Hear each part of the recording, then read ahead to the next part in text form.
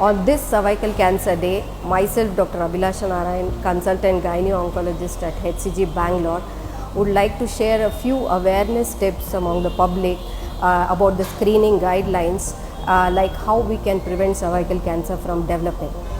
Cervical cancer is the second most common cancer in India following breast cancer, and it's the second most common cause of death in females in India.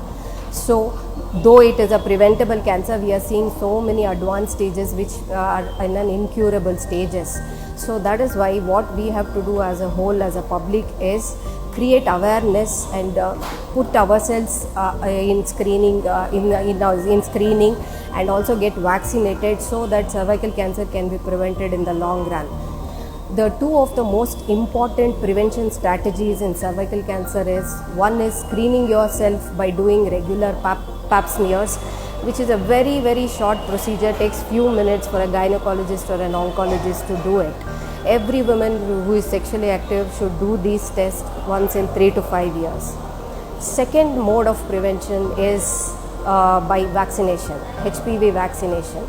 As I told you, cervical cancer is caused by a virus called, that is HPV virus.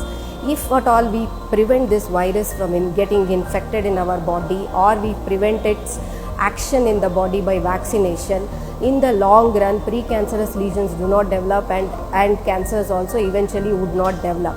And the vaccination is usually done in a sexually naive girls.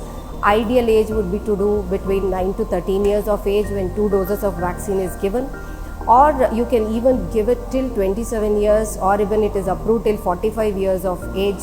But it is more successful if you do it if you are sexually naive.